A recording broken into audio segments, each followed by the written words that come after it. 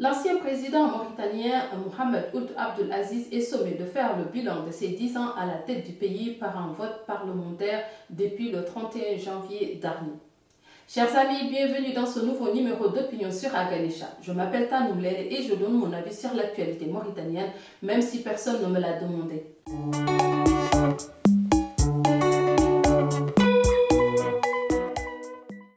Selon le journal Jeune Afrique, l'idée de la commission d'enquête viendrait de l'opposition pour ensuite être ralliée par le parti au pouvoir, l'UPR, fondé en 2009 par le président sortant.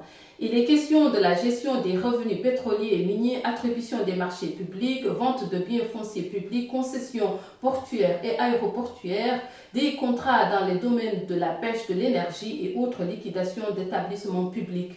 L'ancien président Mohamed Ould Abdel Aziz a refusé d'accuser réception de la convocation et ne s'est pas présenté non plus à la commission d'enquête. Face à cette situation, que faut-il faire? Peut-on contraindre un ancien président à se présenter devant une commission d'enquête? Selon l'avocat Gourmolo, rien n'est prévu par la loi pour pouvoir statuer sur l'affaire. Deux possibilités s'offrent donc à la commission d'enquête parlementaire. Soit l'affaire est classée sans suite, soit une mise en accusation est formulée pour permettre un jugement de l'ancien président par la Haute Cour de justice.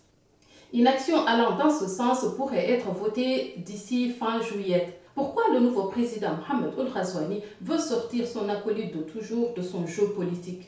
Entre les deux hommes, l'histoire était censée se jouer à la russe comme Poutine et Medvedev. Mohamed Ould Abdel Aziz a dirigé la Mauritanie de 2009 à 2019. À la fin de son mandat, il a placé son dauphin Mohamed Ould Ghazouani dans une élection fortement contestée par l'opposition.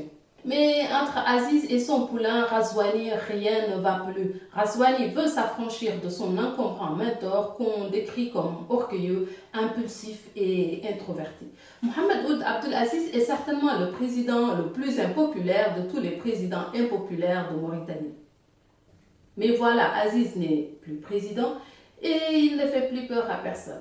Il s'attendait à rester en chef, tirant les ficelles dans l'ombre, mais le nouvel homme fort de Nouakchott en a décidé autrement. Aziz et Ghazouani, c'est 42 ans d'amitié dans les complots et les coups d'État jusqu'à ce que le pouvoir les sépare. 1977, Ould Dada, le premier président de la jeune république, est encore au pouvoir. Aziz et Ghazouani font connaissance à l'Académie royale militaire de Meknès au Maroc. Le 10 juillet 1978, le premier coup d'État a lieu, inaugurant ainsi une longue série d'usurpations de pouvoir en Mauritanie. 1984, Maouya Ould Sid Ahmed Taya arrive au pouvoir lors d'un coup d'État. Aziz et Ghazouani sont promis aides de camp. 1991, Ghazouani devient commandant à la tête du bataillon des blindés. Aziz met en place le bataillon de la sécurité présidentielle, l'Abacep. Taya, qui pressentait peut-être la fibre de traître chez son chargé de sécurité, mit Aziz au bataillon de commandement et de service. Aziz est décrit comme ayant un fort caractère, il est ambitieux et il est hautain. Quelques années plus tard, Aziz est réintégré à la BACEP. Il déjoue un coup d'État contre Ould Taya avec Eli Ould Mohamed Val, le patron de la sûreté. Ghazouani est entre-temps devenu chef au 10e bureau de l'état-major. En 2005, Ghazouani et Aziz mettent en place un plan pour renverser le président Ould Taya alors qu'il est aux funérailles du roi Fahd d'Arabie Saoudite. Eli Ould Mohamed Val fera la transition pendant 2 ans alors que Ghazouani assure son poste à la sûreté. Les putschistes, pour avoir une légitimité internationale, présentent un candidat civil, Sidi Ould Cheikh Abdallah. Ils le mettent au pouvoir avec des élections qu'on qualifiera de démocratiques en 2007. Beaucoup de Mauritaniens sont persuadés que Sidi est le seul président élu démocratiquement et c'est loin d'être évident. Un an plus tard, en 2008, Aziz, encore lui, et son allié de toujours Ghazouani renversent Sidi Ould Cheikh Abdallah.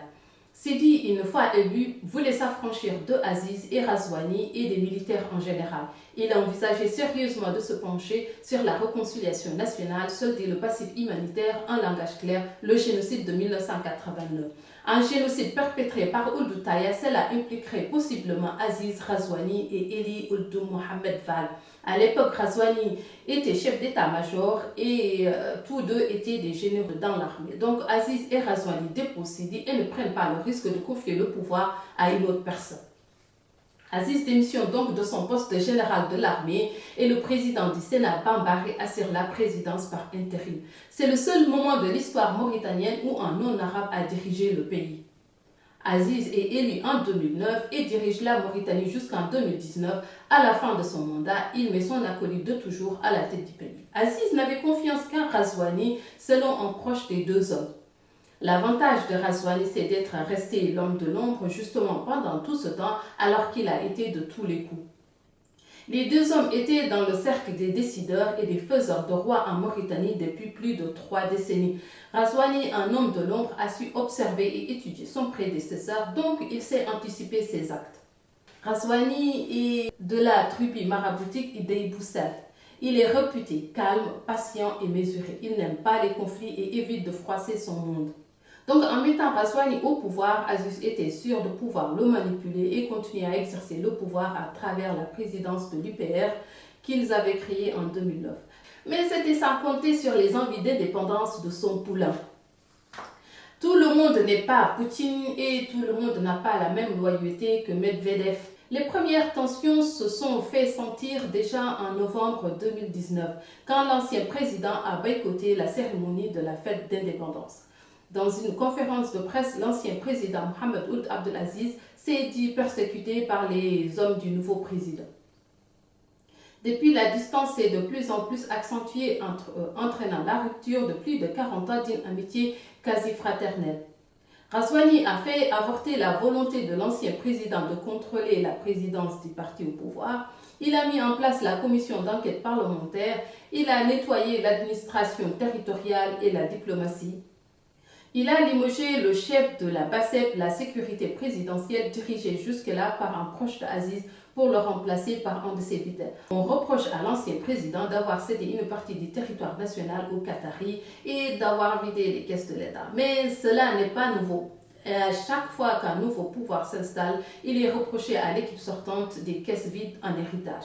Pour finir, se pose la question alors du successeur de Razouani après 10 ans à la tête du pays. Les tempêtes des sables nous murmurent un nom, celui de l'actuel ministre de la Défense, Hanan Ould Sidi.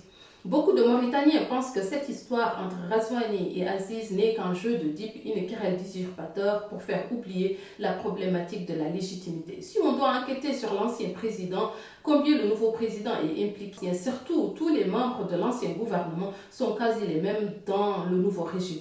On assiste peut-être à une nouvelle forme de coup d'État démocratique difficilement contestable par les peuples. On ne parlera plus de démocratie, mais d'ethnocratie. Chers amis, nous arrivons à la fin de ce numéro. N'oubliez pas de partager, de liker, de commenter. Quant à moi, je vous dis à bientôt.